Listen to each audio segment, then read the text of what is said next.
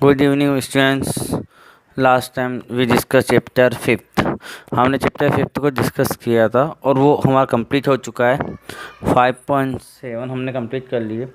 इसके बाद चैप्टर 6 हम अभी नहीं कर रहे हैं, वो हम बाद में टर्म 1 के बाद, मतलब आपकी जब एग्ज़ाम होनी है उसके बाद हम चैप्टर 6 को लेंगे। लेकिन अभी हमने ज्योमेट्री का एक भी चैप्टर नहीं किया है, तो हम अभी ज्योमेट्री का एक चैप्टर ले रहे हैं। तो चैप्टर 7 स्टार्ट कर रहे हैं इस बार, ठीक है बच्चों। तो चैप्टर 7 अंडरस्टैंडिंग शेप।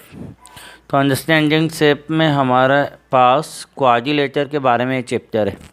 तो क्वाड्रिलेटर क्या होता है आप लोग जानते हो, एक close figure with 4 side is called the quadrilateral. एक ऐसा फिगर होता है जिसमें 4 साइड होती है, उसको हम क्वाड्रिलेटर। तो क्वाड्रिलेटरल में 4 साइड होती है, जैसे कि हमारा ये डायग्राम है, ये क्वाड्रिलेटरल का डायग्राम है। इसमें ए बी सी डी, तो ये जो लाइन है ये हमारी साइड कहलाएगी। तो एक साइड ये हो गई, एक ये हो गई, एक ये हो गई और एक ये। तो इन चारों साइड से बंद होकर जो क्लोज मतलब बंद, जो बंद डायग्राम बना हुआ है वो हमारा क्वाड्रिलेटर है, ठीक है। तो क्वाड्रिलेटर जो होते हैं वो दो तरह से बताए जाते हैं।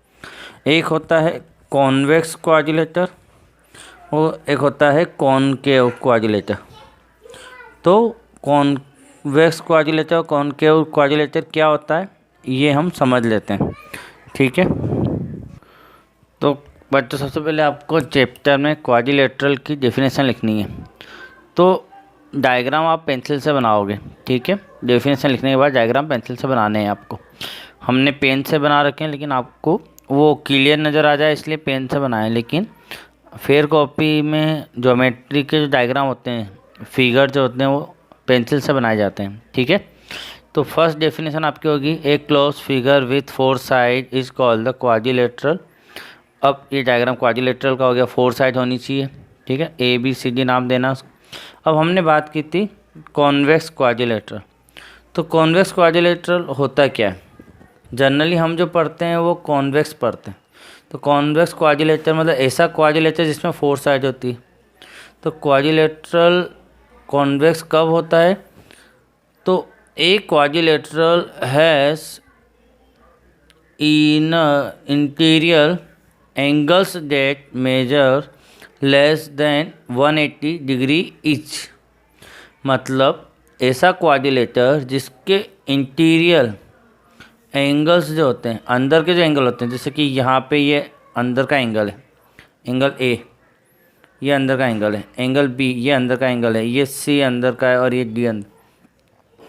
तो ये जो इंटीरियर एंगल है, जो अंदर वाले एंगल है, वो उनका जो मेजरमेंट है, उनका जो मेजर है, उनकी जो वैल्यू है वो लेस देन 180 डिग्री होनी चाहिए ईच। सभी की वैल्यू 180 डिग्री से कम होनी चाहिए, ठीक है।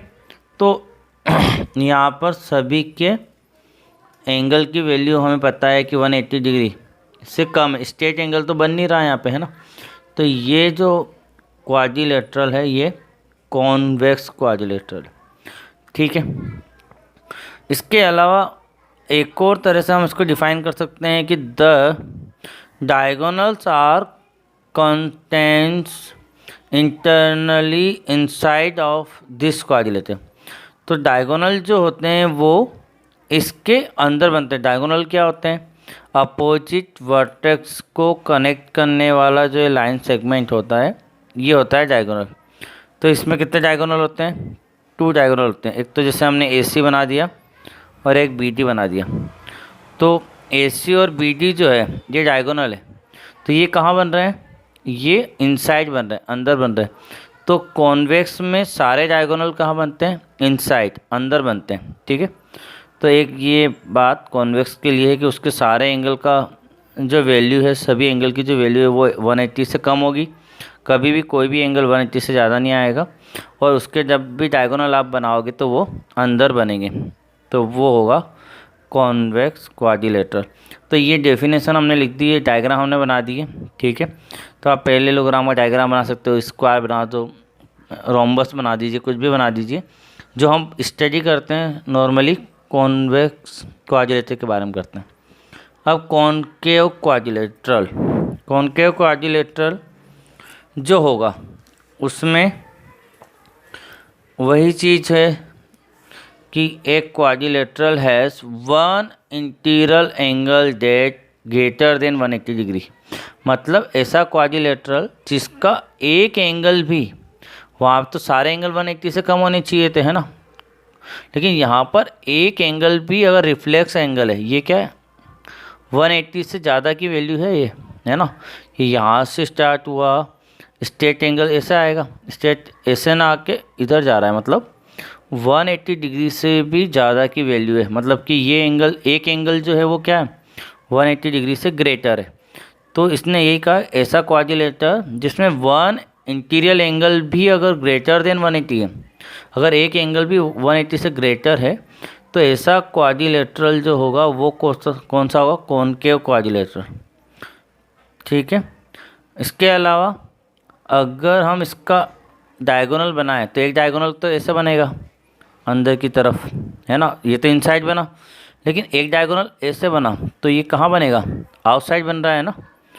तो एंड इसका अदर डेफिनेशन क्या है, one diagonal lying outside the shape, एक डायगोनल जरूर क्या होगा शेप के बाहर बनेगा, आउटसाइड बनेगा। सारे अंदर बनते तो वो कॉन्वेक्स होता, लेकिन एक डायगोनल भी अगर आउटसाइड बन रहा है डायग्राम के आउटसाइड तो वो कॉनकेव क्वाड्रिलेटरल है। तो ये डेफिनेशन लिखनी है और ये डायग्राम आपको बनाना है। ठीक है, डायगोनल बनाने की ज़रूरत नहीं है, लेकिन डायग्राम इस तरह से होता है। अब आगे बढ़ते हैं हम।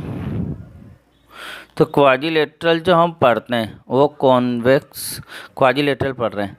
तो इसमें आप लोगों को पता है साइड कौन सी होती है, 4 साइड होती है। तो साइड के name A B, B C, C D और ए डी, ये 2 पॉइंट से मिला के जो लाइन है इसका नाम ए बी है।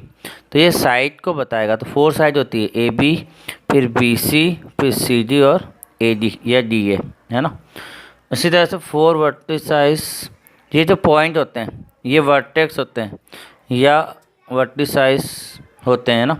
तो कितने पॉइंट है, 1 2 3 4, तो 4 point A B C D हमारे वर्टेक्स। इसके बाद 4 एंगल, तो इंटीरियर एंगल की बात करें तो 4 एंगल होते हैं, angle A, angle B, angle C, angle D.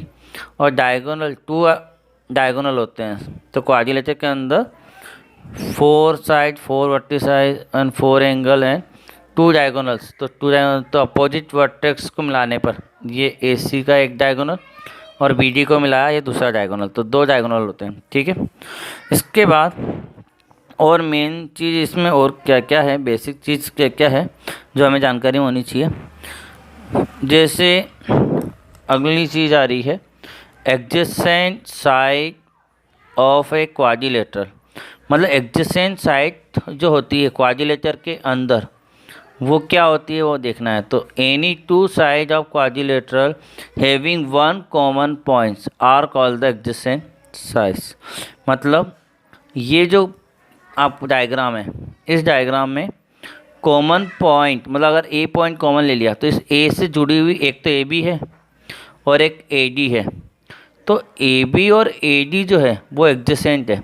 जैसे कि ए बी, ये रही ए बी और ये ए डी, तो ये दोनों मिलके क्या एडजेसेंट। इसी तरह से अगर बी कॉमन पॉइंट है तो बी से जुड़ी हुई ए बी और बी सी ये एडजेसेंट है। बी से जुड़ी हुई ये दोनों साइड एडजेसेंट है। तो बी से जुड़ी हुई A B and B C adjacent. C अगर कॉमन पॉइंट है तो B C and C D, C common point हो गया तो B C and C D. D common point है तो D C and A D. तो एक पॉइंट होगा उसके साथ वाली जो दोनों साइड है पास वाली, इसमें एडजेसेंट में आप ये समझ सकते हो कि पास की जो साइड है वो दोनों एडजेसेंट साइड है और आमने सामने की जो साइड है अपोजिट वो होगी अपोजिट साइड। ठीक है। तो अपोजिट साइड ऑफ क्वाड्रिलेटर क्या होगा, 2 sides of a quadrilateral with no common point are called the opposite side, जिसमें कोई भी कॉमन पॉइंट नहीं हो। तो अगर ए बी है तो ए बी के अपोजिट क्या है, सी डी। तो ए बी और सी डी में कोई कॉमन पॉइंट है क्या, नहीं है, तो ये अपोजिट साइड है। इसी तरह से AD और BC के ये दोनों अपोजिट साइड है, इनमें भी कोई भी कॉमन पॉइंट नहीं है। तो अपोजिट साइड के नाम भी आपको पता होनी चाहिए। तो AB और CD और AD और BC आर अपोजिट साइड, ठीक है।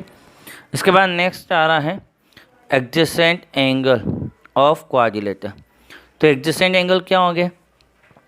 To angles of a quadrilateral having one common arm. Arm का मतलब होगा साइड, और कॉल द एडजेसेंट एंगल। जिस तरीके से एडजेसेंट साइड हमने पढ़ा था तो क्या हुआ था? पॉइंट कॉमन था, है ना।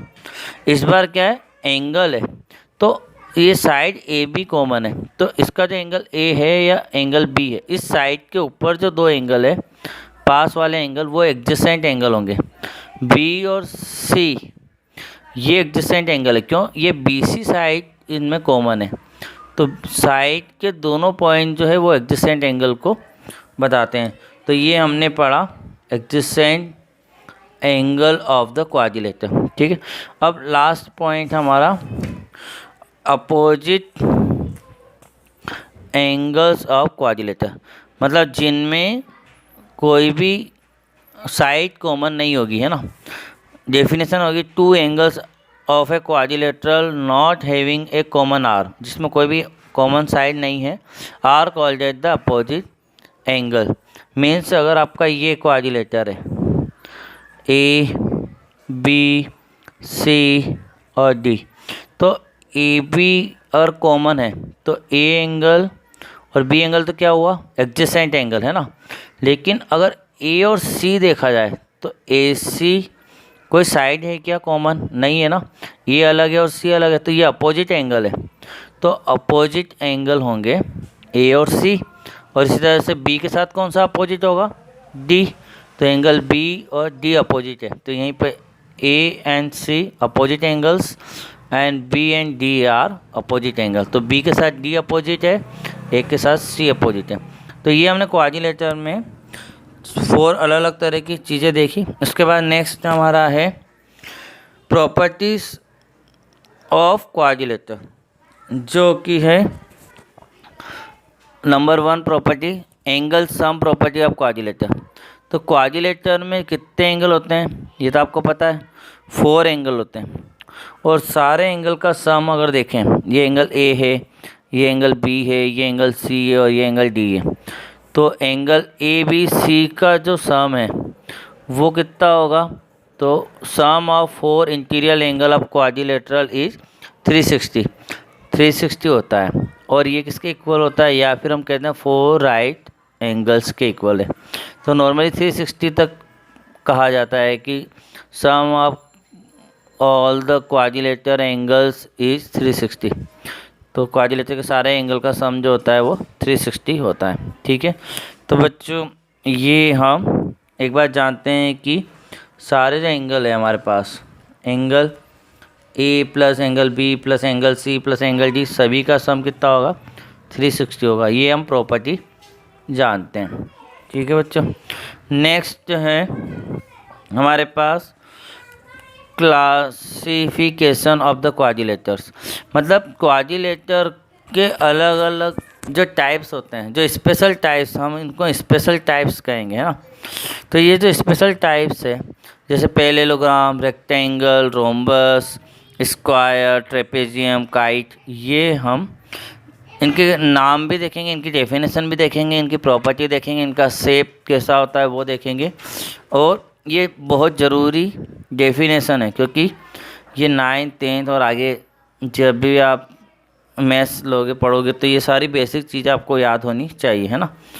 तो हम इनकी डेफिनेशन डिटेल में देखेंगे, प्रॉपर्टी डिटेल में देखेंगे, डायग्राम को भी डिटेल में समझेंगे। तो ये जो पूरी टेबल है ये हम नेक्स्ट वीडियो में स्टडी करेंगे, क्योंकि बहुत इंपॉर्टेंट टेबल है। इसको हम एक एक चीज़ को क्लियर करेंगे आपको, ठीक है बच्चों। तो ये क्लासिफिकेशन ऑफ द क्वाड्रिलेटर्स हम नेक्स्ट वीडियो में डिस्कस करेंगे और एक्सरसाइज के क्वेश्चन सॉल्व करेंगे। तो आप लोग फिर वो कंप्लीट करें और डेफिनेशन लिखें। हमने जो अभी डेफिनेशन आपको बताई थी, डायग्राम वगैरह बनाए, पेंसिल से बनाने हैं। Thank you very much.